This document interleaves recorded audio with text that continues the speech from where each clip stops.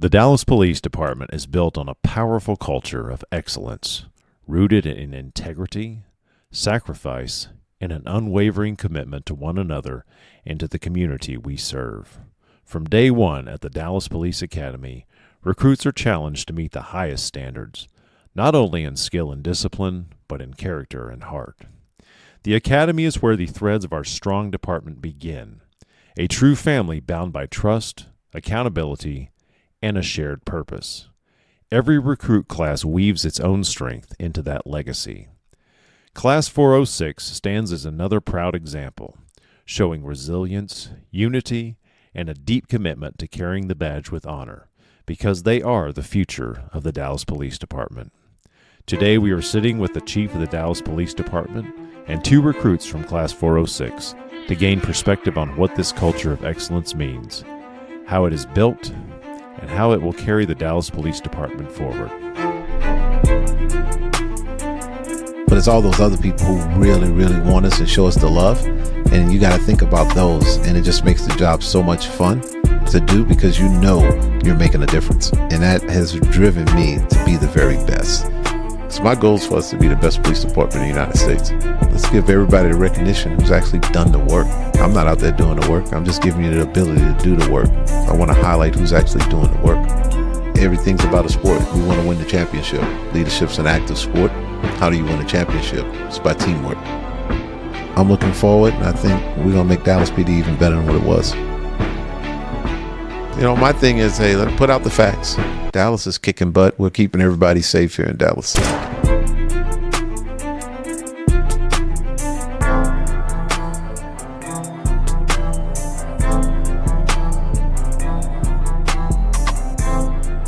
I want to welcome back on Chief of Police, Chief Comeaux, for another Go time.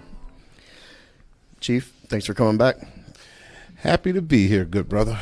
So I had an idea for this episode. Every time he comes on, we talked about leadership, we talk about new movement, but I wanted to have a different type of episode.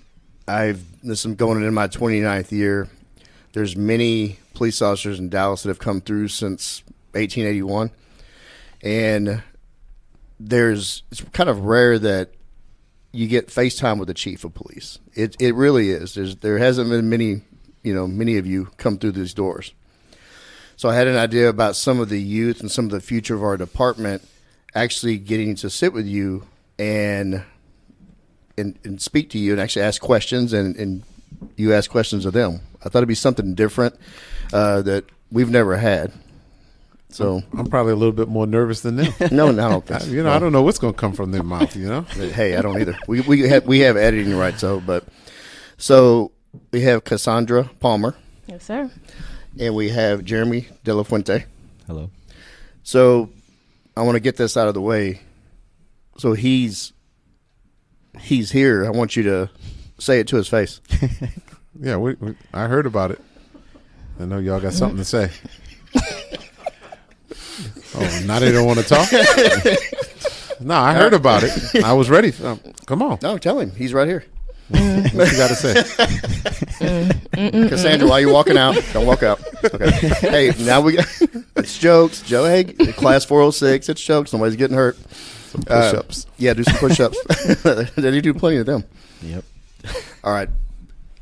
Palmer, I want you to tell the listener a little bit about yourself. Yeah, so my name's Cassandra Palmer.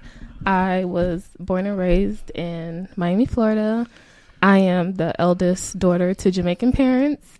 I'm first generation, and I've attained my bachelor's in business marketing at Florida International University. I'm the eldest daughter.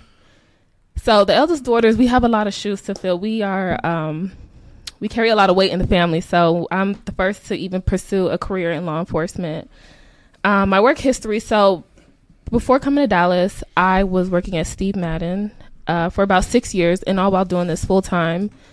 I was pursuing my college degree, so that was a lot on my plate at the time.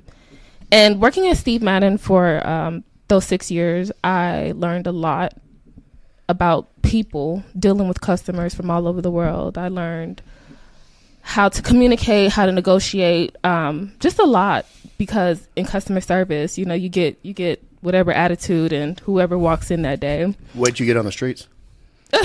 Exactly. It's patience. If you want to learn some patience, work in retail. And then after about 6 years, I wanted to utilize my degree. I didn't want my money to go to waste. So I tried to go into something like more corporate world. And I worked at a cancer institution for about 2 years and behind the desk. And now I'm here. I have a question for her. I have to ask. Most of your listeners probably won't get this, but I'm going to see if she gets it. I'm going to see if she's real right now. Okay. Is it curry chicken or chicken curry? Curry chicken. Okay. Mm-hmm. Yes, sir. All right. I happen to be married to a Caribbean woman who would disagree with you. Where she's from, Trinidad? Curry chicken. Some of y'all will never get that, but don't worry about it. She gets it. Googling it when she gets it. Jeremy, you're up. Yes, sir. If I start rambling, please stop me. We'll pull out the hook. And so we have to talk a lot here. So I'm local to Oak Cliff, born and raised. Went to Sunset, graduated from Sunset. I tried Bisons. Yep. Rosemont as well. They're Bisons. I tried college, figured it wasn't for me then. I would love to go back now, but that can wait at the moment. Joined the military. I'm on my 13th year in the United States Navy. I did 6 years active and the rest reserves. Married for 12, 3 kids, and glad to be back home. How old are them kids?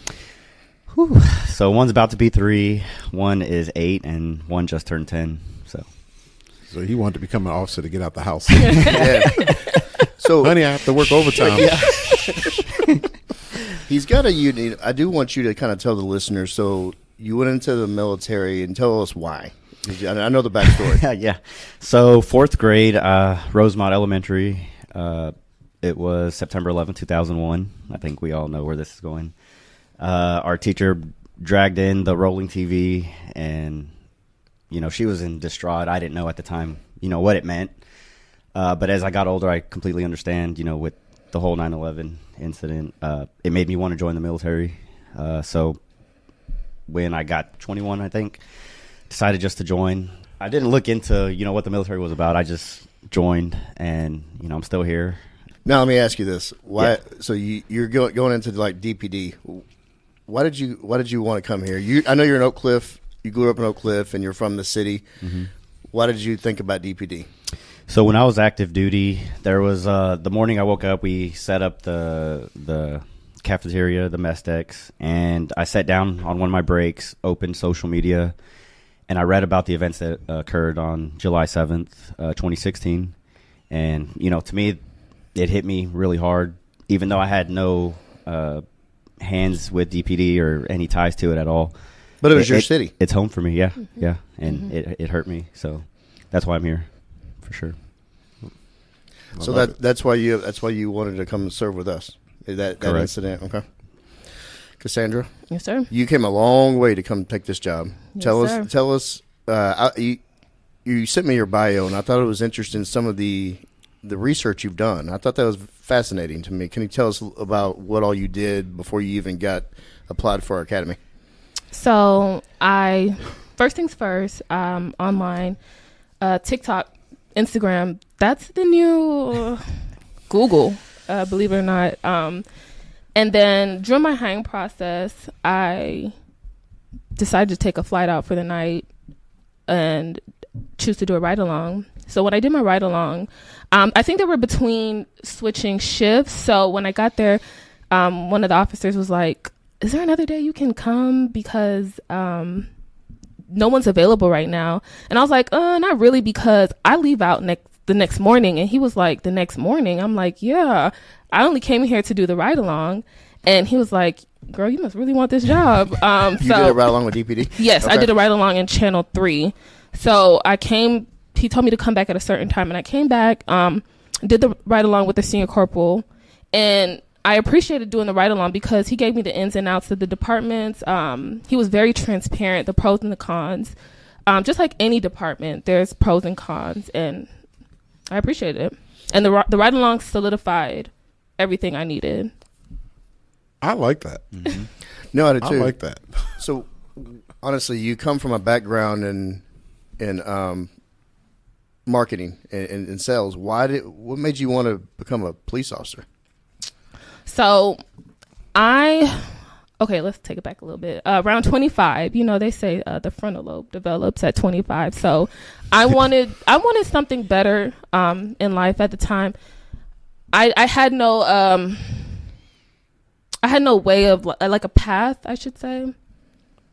I had no guidance for retirement. I had nothing. My parents, Jamaican, they don't know much. I did everything on my own. So after talking, I was complacent behind the desk. I was like, I cannot see myself doing this for 30 years. I just cannot. And it so happens that I have some family friends. I had some family friends who work for Chicago, and we so happen to be in your city, Chief. And I was talking to one of the officers, and she was telling me, hey, girl, if I could do it, you could do it. And that was another thing that made me like, I could do this, because she looked like me, a black woman who was successful in her field, doing an amazing job out there. Okay. You did a lot of research into the city of Dallas. Other than the ride along, you kind of like the weather. Yes. That's important. Yeah. No, tell us I'm why. from Miami. How'd you like last week with all that ice? Oh, that was not fun. I agree. That wasn't fun. That wasn't fun. If I were to, for example, if I were to work in Chicago, the weather there is 10 times worse with the snow. I would be doing a disservice to myself and probably the department, because I just would not be comfortable. Their cold temperature gets in the negatives. I just don't know if I can handle that. I agree. Yeah, we didn't like that. Chief's bundled up right now. And man, I don't like the cold. Chief, you have any questions, Joel? No, I'm ready to go. I'm curious to see what they're going to ask. Okay. All right. Cassandra, you're up.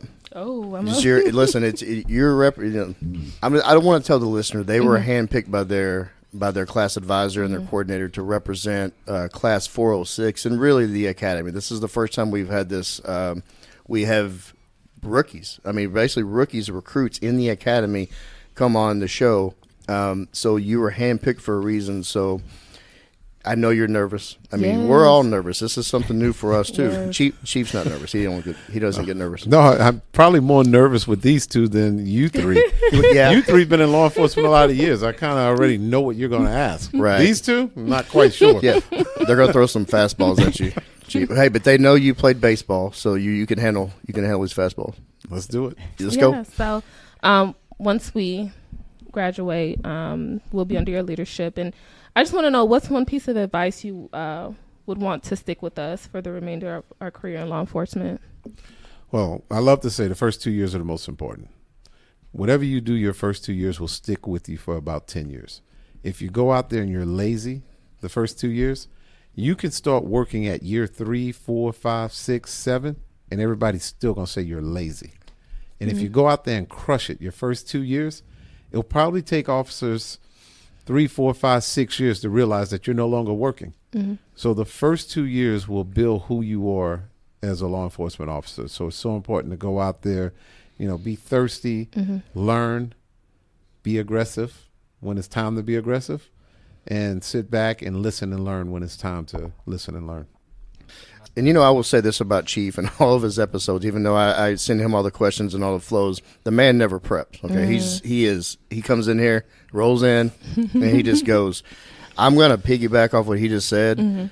Your reputation matters, and I will say that a bad reputation is harder to shake and takes longer to shake than a good reputation. Your reputation's all you got. If you play your cards right, your reputation walks in that door before you do. People know Casandra Palmer. They know Jeremy Delafuente, right? You want to start off, like Chief said, it's crucial how you start this job. That's 100% accurate. Sir?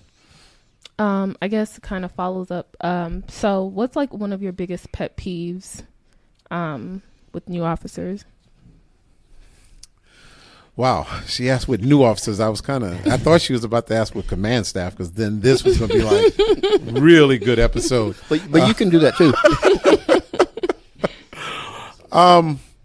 Look, just it kind of goes back to the first answer, just being thirsty. I want to see a new officer that really wants to be thirsty.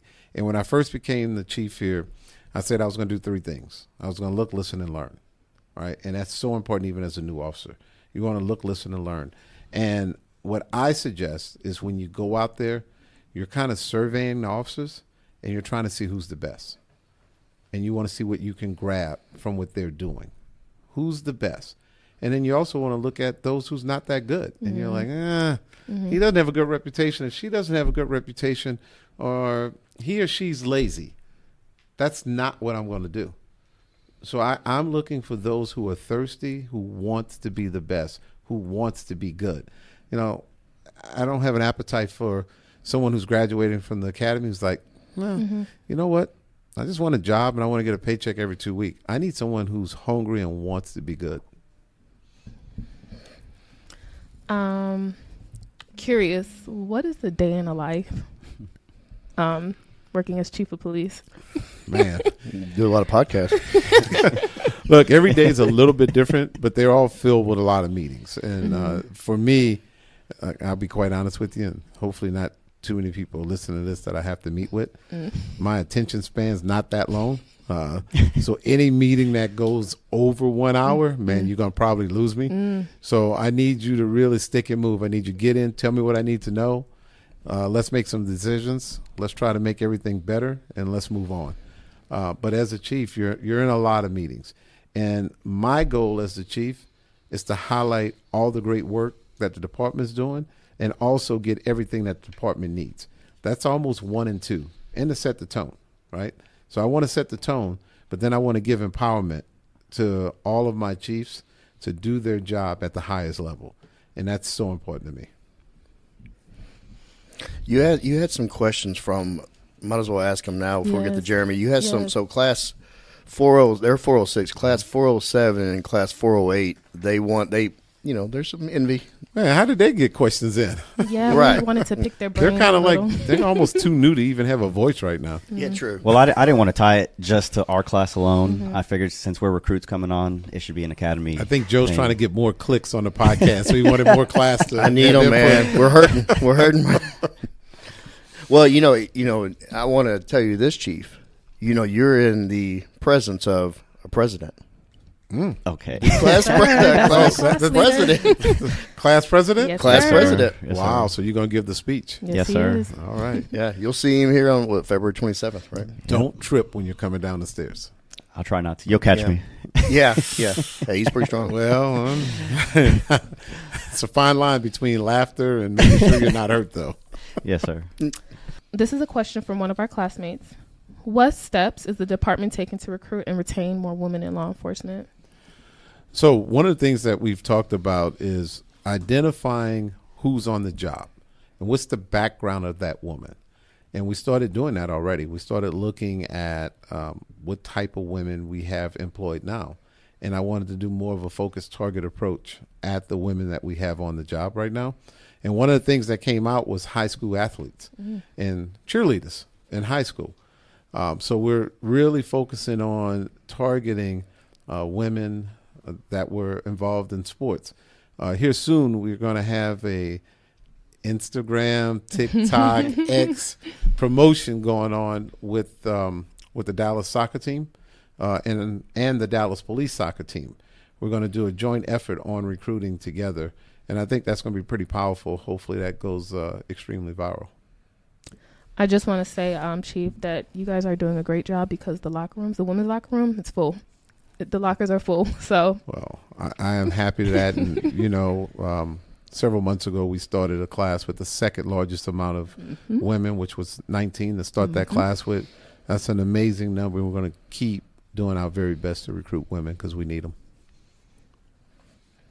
Jeremy? President? I'm sorry. Mr. President. Presidente. Mr. President, yeah, you're up. I'll give you the easy question first. What do you enjoy most about leading this department since gaining your position? Look, every day I wake up, I really smile to come to work. I'm having a blast. This has really been great. I left the government at the right time. I had been there for 28 years, and it was time for me to move on. I wanted a new challenge, and the Dallas Police Department was already good. It wasn't broken. But when I sat in the seat, I saw a few things that I can do differently. And I think to elevate the police department to even a higher level. And my goal is for everyone across the United States to know this is the number one police department in the United States. That's Goals. right. That's right. What are some common reported issues that officers face in the field on a daily basis? Well, now one thing about officers, we tend to complain sometimes when things are not good. And, a lot of times we tend to complain about leadership. And I'm going back to when I was an officer. And what I'm going to say about that is if you complain about leadership, one should consider leadership. So when you start off, you should always be focused at the present job, always be focused on the present job, but also have a plan. And if you have bad leadership, figure out what's bad about the person, figure out what's good about the person, and figure out how you're going to make a difference. So those who complain about different things on the police department, I am a chief that wants to hear the complaints. I tend to get away from my security detail from time to time and just stop in the stations, and then I get fussed at the next day like I'm a kid. But I enjoy hearing what the officers want to talk about, and not necessarily just complaints, but what they want to talk about to make the department better. And then I take it back here, and then I push it down and figure out, why aren't we doing this? Mm-hmm. Is this something that we can do? Because ultimately what I'm trying to do is make every officer come to work, be a little bit happier, because if they're a little bit happier, they're going to work that much harder to make the city safe. Yep. What are some common mistakes you've witnessed, experienced, or have knowledge of that rookies do once off training, and how can it be mitigated? So one thing I'll tell every young officer, never try to be a hero. Never try to create a heroic moment. But if one presents itself, be ready to work. Be ready to do it. Be ready to take action. And if you become a hero for something you do, outstanding. But if you try to create that moment, it's going to end bad for you. Okay. 9 out of 10 times. Well said. Thank you. It's almost like he prepped, but he didn't. Yeah, so good. There's a lot of good sound bites in this. I have some questions for y'all, so I'll go ladies first. So I want to talk about your experience in the academy. You're about to wrap it up. You're about to get on the streets for real. So can you tell the listener a little bit about your experience there? Would you like most? Would you like the least? So I'll start with what I enjoyed now. I'm going to be honest. At first, I did not like reality-based training. I dreaded seeing those red shirts come in the classroom and started talking to us. But now I can appreciate the craft and the work that they put in to teach us. I can tell that they're very passionate. And now that we're 10 months in, basically, they want the best for us. I can also say that our driving course was also fun. I felt like it was learning how to drive all over again. It was very, of course, it's different. Yeah, it's very different. And then the last thing is coming here from out of state. I don't really have any immediate family here, so I would just say making 40 plus friends. Yeah, that makes sense. I'm glad you brought that up because we have a lot of people, Chief, coming in from out of state to do our job here, and they have no family, no friends, and it's really hard. And that's you're learning something new, and you have a lot of stress on you. And you even talking about the red shirts coming in, I could almost see the stress level going up talking about them. The red shirts and everybody in that academy, even the people that are hard on you, they're trying to keep you alive, yes, sir. And that's what it's about. Yeah. So my what was new to me, I guess, was the classroom setting all over again. I go crazy just sitting there staring at four walls. So finally getting out, doing reality-based training, the driving course, the firing range, it's fun, and it's an experience all in its own. That's the only thing I didn't like about it was just the four walls felt trapped, I guess, but that's me. Yeah, that makes sense. No, and I listen, I'm so far out of classroom mode and study mode, I don't know what I probably wouldn't pass the first test, but it's okay.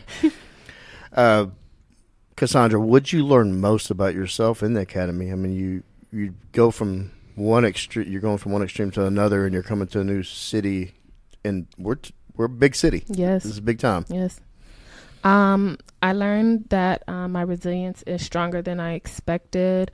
Facing challenges that made me adapt, like you said, we're looked at, the pressures on in the academy. So it's basically teaching us how to stay grounded under pressure and showing up even when it's uncomfortable. Like doing this podcast is Really? Yeah. We have to get comfortable with doing. We have to be comfortable with doing a lot of things that's uncomfortable. So, yeah. It's true. Yeah, for me, it was just being that supervisor or that one that the class looks upon. I had past experience with my previous careers. One that I didn't talk about was telecommunications, and I was a supervisor for all different ages there. So coming here kind of taught me a lot about being comfortable in that position and hopefully being a trailblazer for them. Yeah, you're not, and boss, you know this, you're not always going to make everybody happy with every decision. Just like any leader is, you try to make a decision and do what's best for the aggregate. And sometimes it's not always going to be the favorable decision. And you just got to, and I always say this, and everybody here that's worked with me, you don't have to have rank to be a leader. And just remember that, and don't let any rank hold you back from what you can be. Okay, don't think just because you take a test is what makes you a true leader and a difference maker in the department. You can challenge others, you can challenge yourself, and you can make everybody around you better and safer just by being you. But you just have to take on that role. I agree. I like it, man. I'm You learning so much. taking here. notes? Yeah, I am. I'm starting to think some of this is like pointed at me a little bit. I don't know. I see how King's working. Yeah. Hint. There's a little nuggets here for you. I want to talk about the family atmosphere with the academy. Okay, so when I was in the academy, going 29 years ago, I couldn't wait to get out. You're like a rookie, man. I am like a rookie. You see this hair? It's great hair. So, looking back, we were getting paid really well. Especially y'all getting paid pretty well. And you got full benefits. You're getting the best training in the world by some of the greatest instructors and some of the greatest experiences, okay, that are going to be coming in and being in front of you. We have a great chief, right? That is because you're sitting here. But you're making lifelong friends. Even some of the people that you may not necessarily always agree with or sometimes get along with. But you're literally building a little family, and that's how any family dynamic. Nobody's sitting here as a family member that they actually like 100% of the time. But it is y'all that y'all are going to look back many years from now, and you're like, damn, I wish I would have appreciated that a little bit more. I hope y'all see that. Yeah, I agree. We're about to graduate, and being in the classroom for 10 months, seeing the same people, at first it's like, I don't really like you guys. Y'all need to be quiet. Like, it's a lot. But I know once we graduate and when reality hits, it's like, dang, I miss these people. I miss the classroom settings.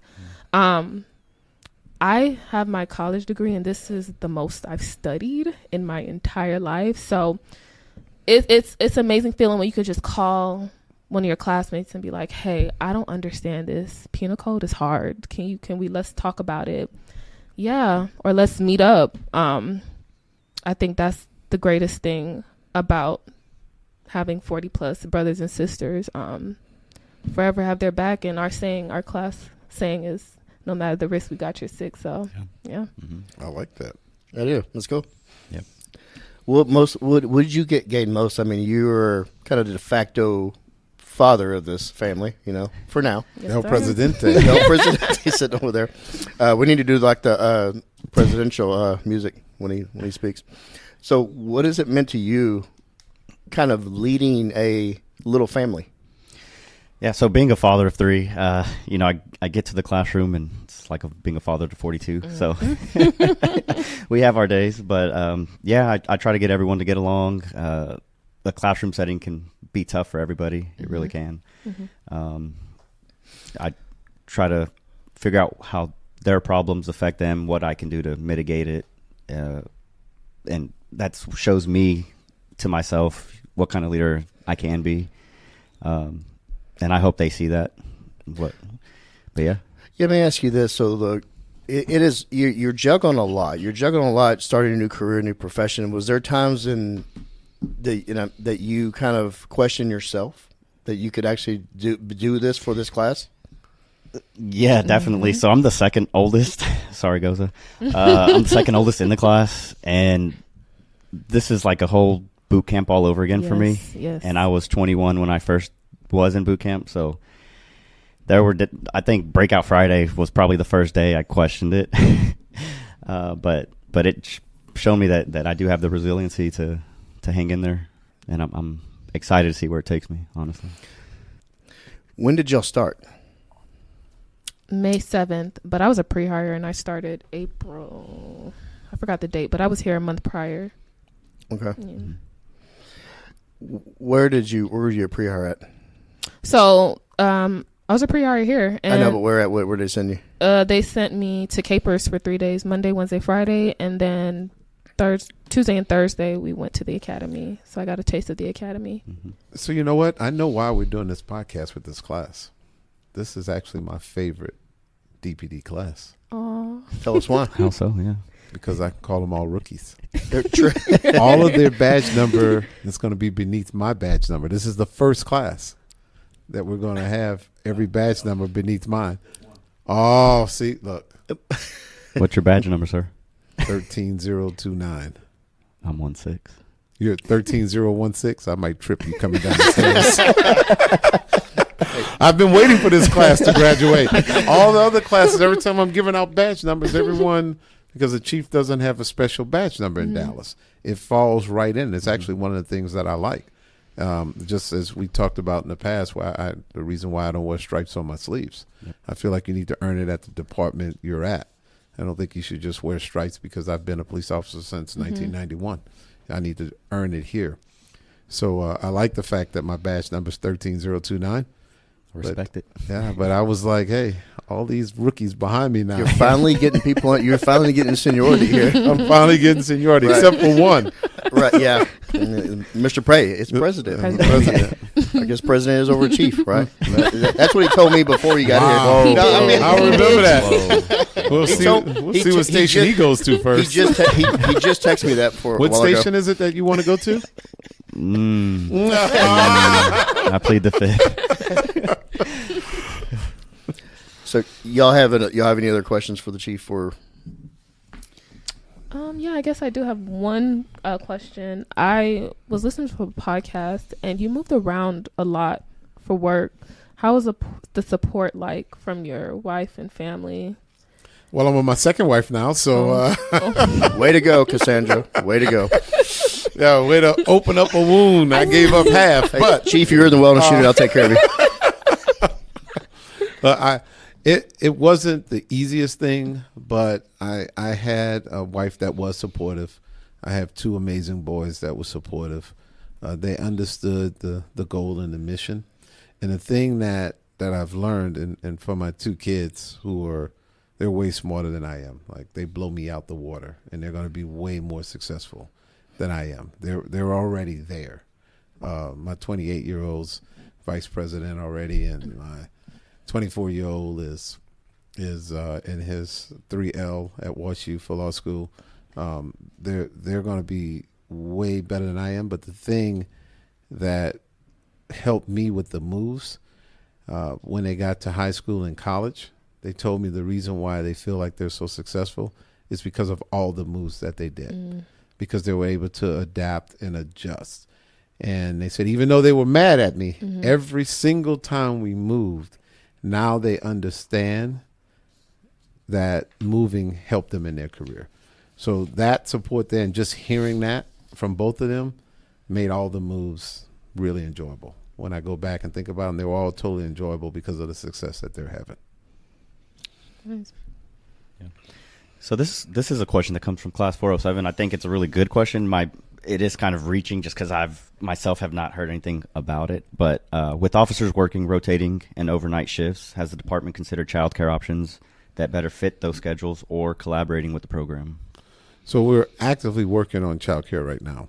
I just met with the Women's Association. We had some very important meetings, and we're moving in the right direction on childcare. I do believe it's something that we're gonna reach. It's close. It's not here just yet, but it's getting closer. And I think Jennifer with the association is doing an amazing job teeing it up, and we're gonna keep swinging the bat until we get it.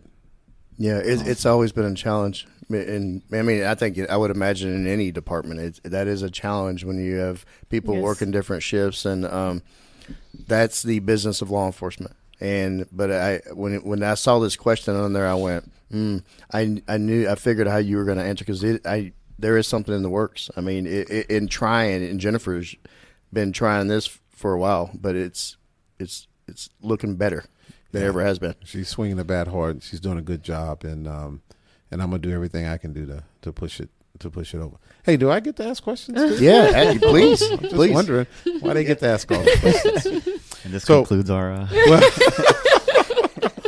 I'm curious. So, being from out of state and being from Miami, what can we do as the Dallas Police Department to attract more out of state officers to come? I think you guys are doing a good job right now. Social media is the new, like I said, social media is the new Google.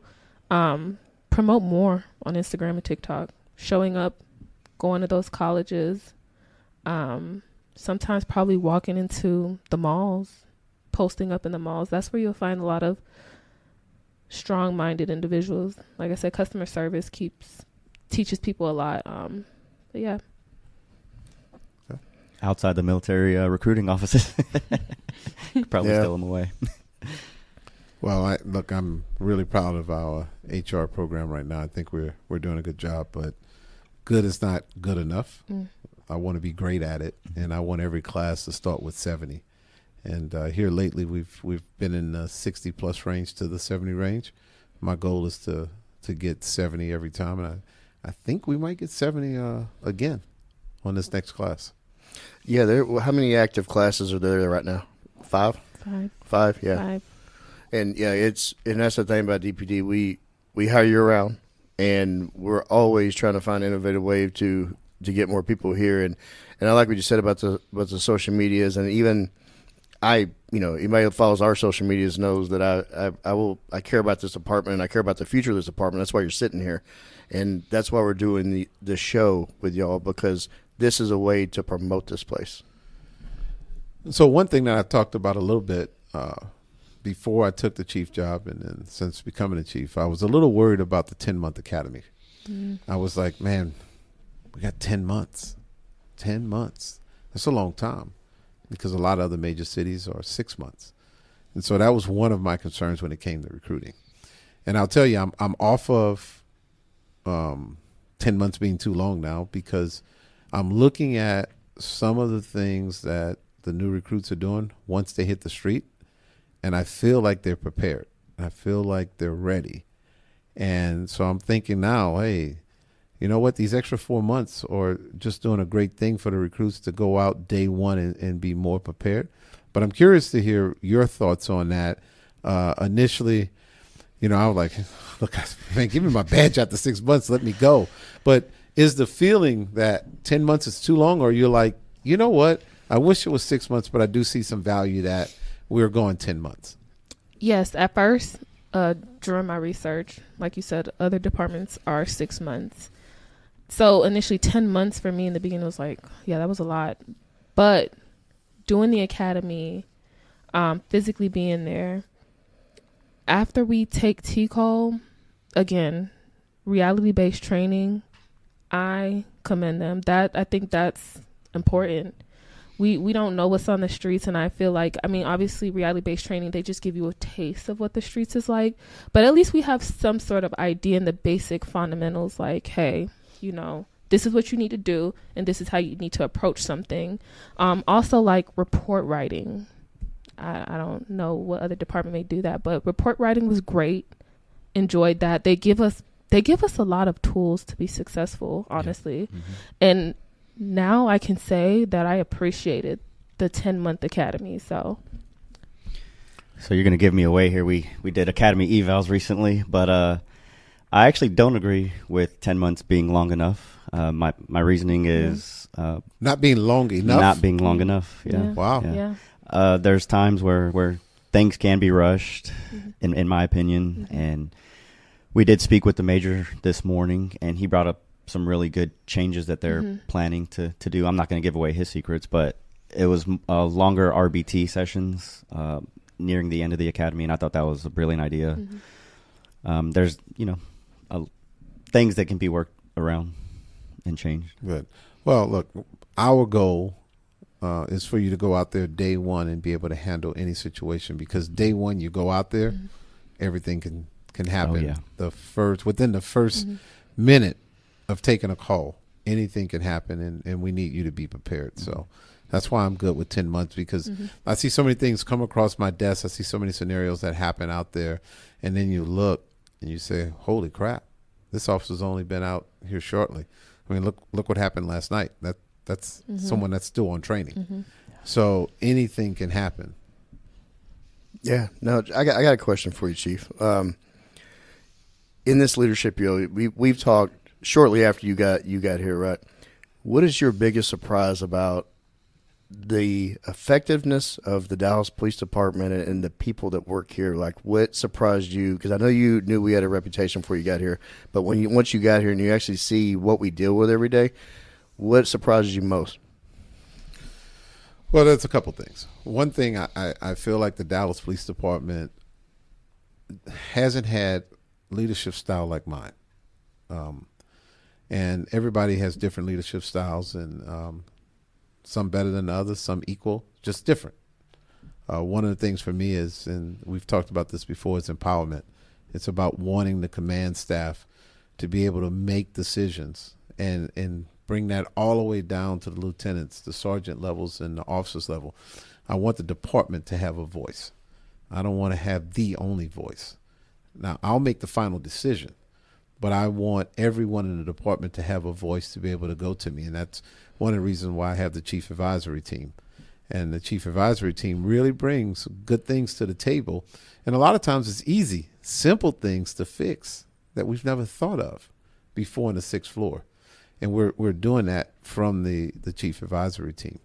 One of the things that's really great about Dallas, and this is why if anyone wants to be the real police, they should come to Dallas. It does not matter what zip code you go to in the city of Dallas. They all want the same exact thing. And I'm told the exact same thing in every zip code that I go to when I go to town hall meetings. Chief, keep us safe. Everybody in Dallas wants to be safe. And as a police officer, that's what you want to hear. You don't want to hear, well, we don't want you patrolling this area. We don't want you writing tickets here. We don't want you arresting this. Everyone in Dallas says, keep us safe. So that makes it really easy as being a chief of police. And if for any reason I leave Dallas as the chief of police, you should have a long line waiting down the street for people wanting to be the chief of police of Dallas, because it's easy. Because you have community that want you. You have a city that wants law and order. And that's just a really good place to be a police officer. So if you're wanting to start a career, this is the place you want to come, because you can be the real police day one. We are nearing the end of this episode, just like you're nearing the end of the academy.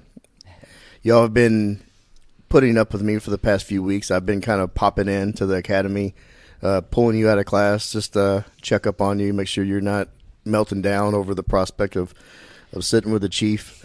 I've had to hear from some other people like, hey, there's a little bit of envy, I believe, and that some people that apparently the academy is very aware that you are here today. Very. Can y'all talk a little bit about that, just real quick? News spread fast. Oh, yeah? Yeah. Wildfire. Well, I tell every guest, I say, don't worry about it because nobody listens to us anyway. So,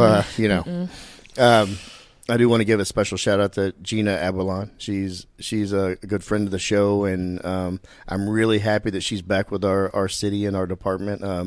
I look forward to watching her career continue because she was here before and she left, and now she's back, and I'm happy she's here, and I'm happy that y'all got to grow as a family and with her. Yeah, Yep. Yeah. She's my squad leader for. Okay, Yep. There you go. It's kind of amazing. Shout out to Gina. It's amazing having a prior police. Just kind of showing us the ropes, and if we're doing something wrong, she's like, hey, no, this is how you do it, or this is how I would do it, and I appreciate that. Yeah, and that goes for any lateral that comes through Yes. as well. They have the knowledge and they help us. We're open for lateral transfers. We're open. Dallas is open for hiring. Let's go. Yeah, please come. So what words of wisdom and encouragement would you have for those wanting to join the Dallas Police Department? We're here. You can apply online. We're taking applications daily, and you start off with a good salary. You get 10 months of some of the best training possible. You'll be ready to hit the streets day one, and if nothing else, you have a chief that's going to jump in on the polar plunge at least. There you go. In full uniform.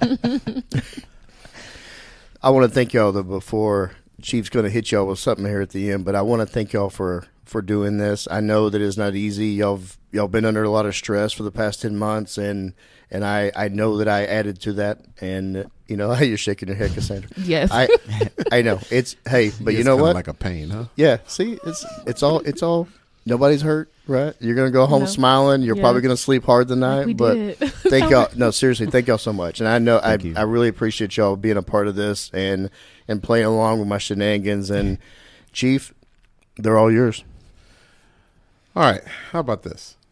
Tell us what it means to you to not only represent the Dallas Police Department, but what it means to you to represent the department's future. So just being part of the community and growing up here, I feel just ecstatic to finally hit the streets with being a police officer with the badge and serving my community, hoping to build that trust with them and continue building, as well as just being that trailblazer for the future police or recruits that come through. Yes. Representing the department's future means being a part of the change, leading with integrity, being able to have the community trust us. I want for our generation to be better than what the past was. I'm not saying that they were bad, but I just want us to be better. And it's an honor to be able to sit in the seats at the academy because many people apply and don't get the position, but it's more than just wearing the badge and the uniform. We're a reflection of the department. We're a reflection of our family name, and I don't take that lightly. Let's go, baby. I love it.